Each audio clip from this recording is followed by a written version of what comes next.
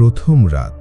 শাহেদ যখন মেজবাসায় উঠল তখন বাড়িওয়ালা একটাই কথা বলেছিল, ৩১৪ নম্বর রুমের দরজা রাত ১২টার পরে কখনো খুলবেন না। শাহেদ হেসে উড়িয়ে দিয়েছিল। ঢাকা শহরে পড়তে আসা একটা ছেলের কাছে এসব কুসংস্কার মনে হয়েছিল। বুয়েটে ভর্তি হয়েছে, বিজ্ঞানের ছাত্র, ভূতে বিশ্বাস করার প্রশ্নই আসে না।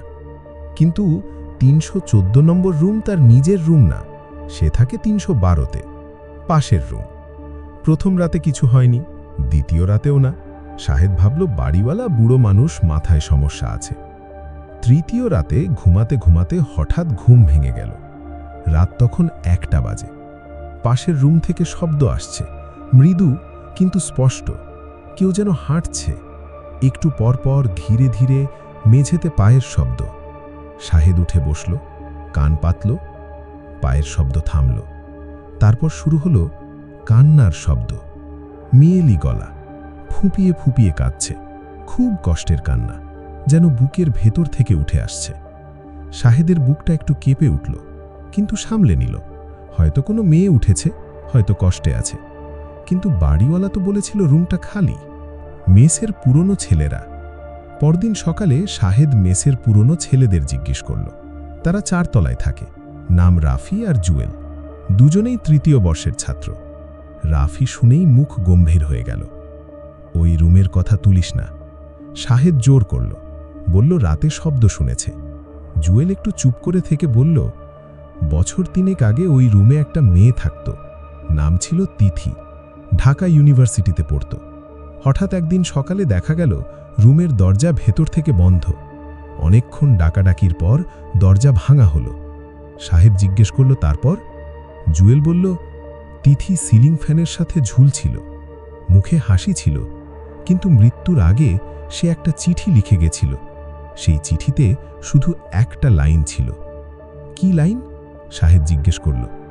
রাফি বলল, সে আমাকে ডাকছে, আমি যাচ্ছি। চতুর্থ রাত। শাহেদ ঠিক করল সে ঘুমানোর আগে ইয়ারফোন দিয়ে গান শুনবে, ওসব শব্দটব্দে কান দেবে না। কিন্তু রাত ১২টার পর হঠাৎ ইয়ারফোনে গান বন্ধ হয়ে গেল। তারপর শুনতে পেল ইয়ারফোনের ভেতর দিয়েই কেউ ফিসফিস করছে। শাহেদ।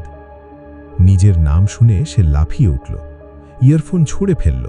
হাত কাঁপছে, ঘামছে, পুরো রুমে এসি চলছে, তবু গরম লাগছে।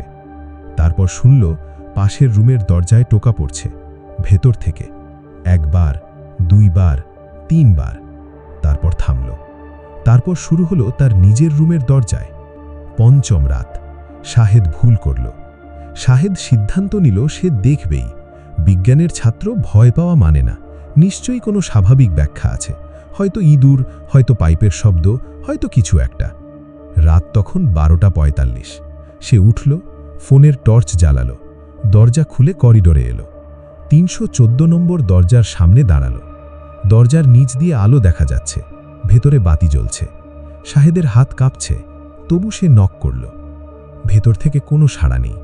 আবার নক করল। এবার দরজা নিজে থেকেই একটু ফাঁক হয়ে গেল। শাহেদ ভেতরে তাকালো।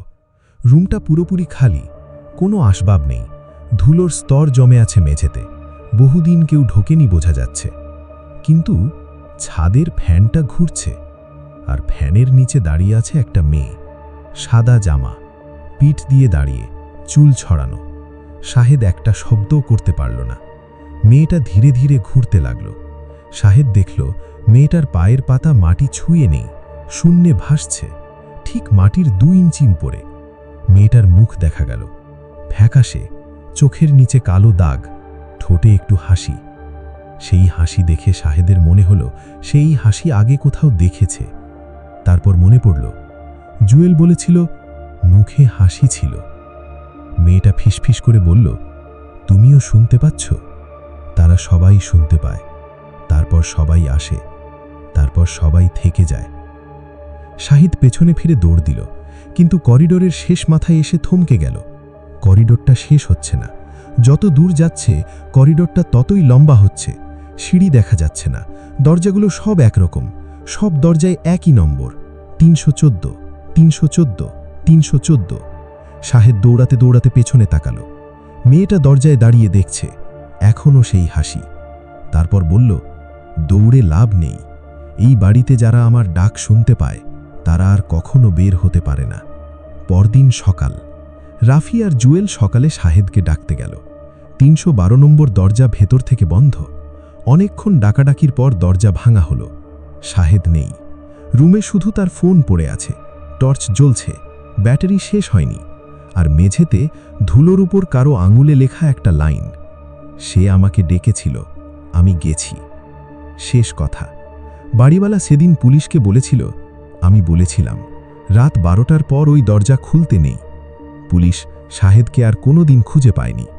মেসের ছেলেরা সেই রাতের পর থেকে আর ৩১৪ নম্বর রুমের পাশ দিয়ে হাঁটে না। কিন্তু রাত 12টার পর এখনও শোনা যায় কেউ হাঁটছে, কেউ কাঁদছে, আর কেউ একজন ফিসফিস করে ডাকছে পাশের রুমের ছেলেটাকে নাম ধরে। তিথি এখনও অপেক্ষায় আছে ৩১৪ নম্বর রুমে, প্রতি রাতে নতুন কাউকে পাওয়ার জন্য, নতুন কাউকে পাওয়ার জন্য। বাতি নিভিয়ে পড়লে আমরা দায়ী না।